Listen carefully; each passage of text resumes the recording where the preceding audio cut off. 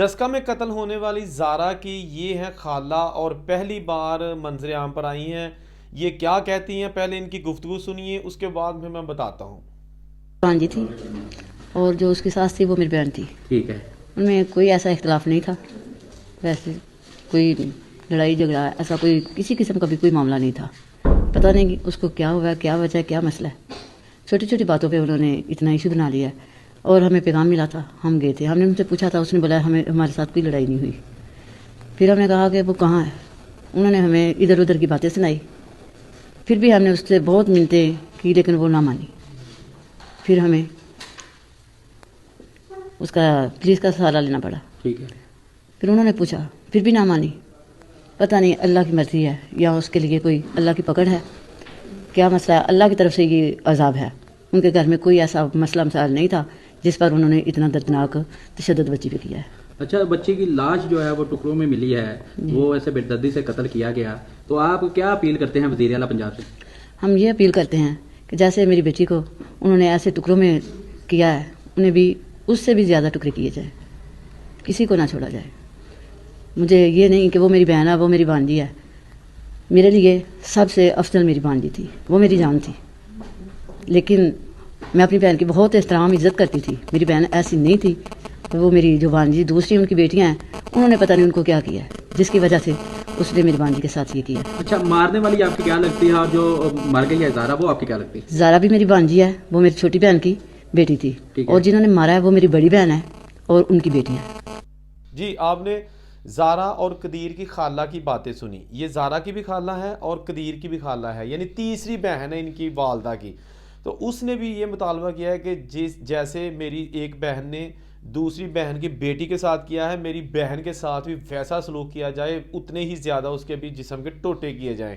तो ये तो हो गया जनाब खाला का बयान। अब बात करते हैं कि कदीर कहाँ है। जी हाँ, ये कदीर लड़का है, बाहर के मुल्क से आ चुका है और वो इस वक्त अपने ससुराल में है, यानी जो ज़हरा का बाप है ASI शबीर अहमद, उनके घर में रहता है। और उनके वालिद ने बातें करते हुए बताया कि कदीर जो है ना वो बहुत अपसेट है और वो समझता है कि मुझे समझ नहीं आ रही कि ये क्या हुआ है। आंख झपटते ही सारे के सारे ख़ानदान तबाह हो गए हैं और वो बहुत अपसेट है, बड़ा परेशान है, लेकिन अब हम कर कुछ नहीं सकते। इससे पहले एक दिन ज़ारा को उनकी जो वालदा मरहूमा थी उसके पहलू में जो है ना वो सपुर्द खा कर दिया गया। अब लेटेस्ट ये है कि जो चारों गिरफ्तार मुलजमान हैं, नवीद, सूरा बीबी, सूरा की बेटी और बेटी का जो बेटा है यानी कि नवासा, चारों पुलिस की कस्टडी में आज डस्का की अदालत में पेश हुए और उनका रिमांड दिया गया। इस मौके पर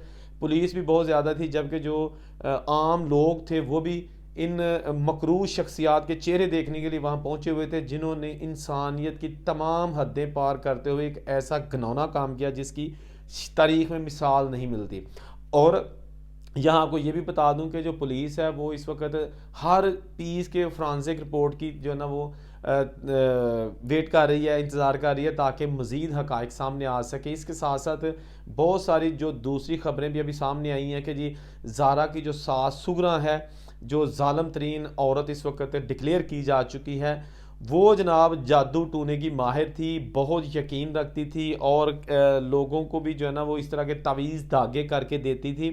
उसका इन चीज़ों पे, तोहमत परस्ती पे बहुत ज़्यादा असर था। आप अंदाज़ा करें कि एक ऐसी ख़ातून मुआशरे के लिए कितनी ख़तरनाक हो सकती है कि जो अपने बेटे का सुख देने की बजाय, अपने बेटे को सुख देने की बजाय उसके लिए मुश्किलात के पहाड़ खड़े कर दिए हैं। माँ बाप वो होता है जो अपने बच्चों की खुशी के लिए अपनी जानें कुर्बान कर देते हैं, लेकिन एक ये जो माँ है इसको जनाब इंसान कहना भी जो है ना वो तौहीन है, क्योंकि इसकी जो प्लानिंग थी एक लालच हवस की, उसने कई घरों को तबाह कर दिया। एक ऐसी मासूम बच्ची जिसका 2 साल बेटा आज भी उसके इंतज़ार में होगा कि अभी मेरी माँ आ जाएगी, क्योंकि उसे नहीं पता वो उसके साथ क्या हुआ है, कहाँ गई है।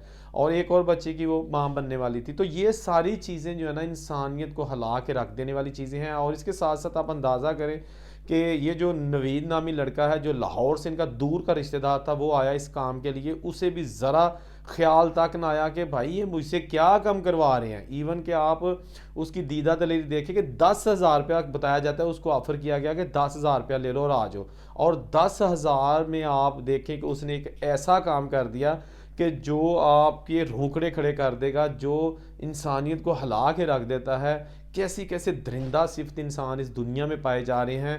आप लोगों से दरख्वास्त है, ख़ास तौर पर जो लोग बैरून मुल्क रहते हैं, जब भी आपकी शादी हो जाती है लेकिन आपकी बेगम पीछे पाकिस्तान में होती है, आपकी वालदा नंद बहनें वगैरह ज़िंदा हैं, सारी इकट्ठी रहती हैं, तो खुदा के लिए आंखें खोल के रहा करें।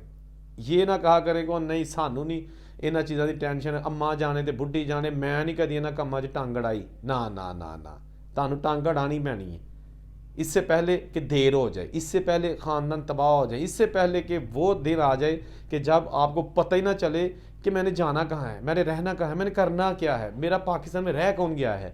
उस दिन से डरना चाहिए हम सबको जो बैरून मुल्क पाकिस्तानी हैं। इस हवाले से बड़ी आपने ऑलरेडी ख़बरें भी सुनी हैं, बड़े बड़े तज्ज़ियात भी आए हैं। लेकिन एक चीज़ है, बाहर के मुल्कों में अगर कोई वाक़या होता है ना, तो उसकी वाकई सज़ा मिलती है, क्योंकि ऐसे मुकदमात की जो पुश्त पनाही है या जो मदई होता है वो रियासत होती है, एक फ़र्द वाहद नहीं होता। पाकिस्तान का अलमिया यह है कि यहाँ पर जो मुल्ज़मान के मदई होते हैं ना, वो उनके रिश्तेदार ही होते हैं, और साल 2 साल बाद जब उनका गुस्सा ठंडा हो जाता है या फिर कुछ लेन देन कर लेते हैं, किला प्याली का नाल खा लिया या किसी का घर कोठा अपने नाल खा लिया, रजिस्ट्री करवा ली और माफ़ कर देता। ये पाकिस्तान में सिर्फ होता है, बाहर के मुल्कों में ऐसा नहीं होता। जो कसूर करता है उसको रियासत कानून के तहत सज़ा दे देती है, खा उसकी अम्मा माफ़ करे, अब्बा माफ़ करे या ना करे, ऐसा कतई नहीं होता। तो अब देखते हैं कि ये जो केस है इसमें कहाँ तक जो है ना वो ट्रायल चलता है और कितनी सज़ा होती है, कानून कितना इसमें हेल्पफुल साबित होता है। क्योंकि जो इस वक्त ज़ारा के बाप हैं शबीर अहमद, उनका ताल्लुक भी महकमा पुलिस से है, ASI हैं वो, और वो भी इंतहाई इस वक्त परेशानी के आलम में है। होना भी चाहिए, क्योंकि इतना बड़ा सानहा किसी के साथ भी होता है ना, हम देखने सुनने वाले लोगों को बड़ी परेशानी है, और उसके हक़ में आवाज़ खड़ी कर रहे हैं, ज़ारा के हक़ में, कि उस बच्ची के साथ जो जुल्म किया गया है उसको पूरा इंसाफ मिलना चाहिए। वो बच्ची तो वापस नहीं आ सकती, लेकिन उसके जो मुजरम हैं उनको ऐसी कड़ी से कड़ी सज़ा मिले कि किसी की जुर्रत ना हो कि इस तरह के जो वाक़यात हैं वो नेक्स्ट रिपीट कर सकें। ये हमारे कानून की कमज़ोरी होगी अगर किसी तरीके से भी ये ख़ानदान छूट गया या इनके केस 10-10, 20-20 साल के लिए लटका दिया गया। ये नाकामी होगी इस सिस्टम की, और कभी भी आप ऐसे वाक़यात को फिर ज़िंदगी भर रोक नहीं सकते। ये थी ताज़ा तरीन, देखते रहिए मिस्टर बिग। भाई नहीं पता है।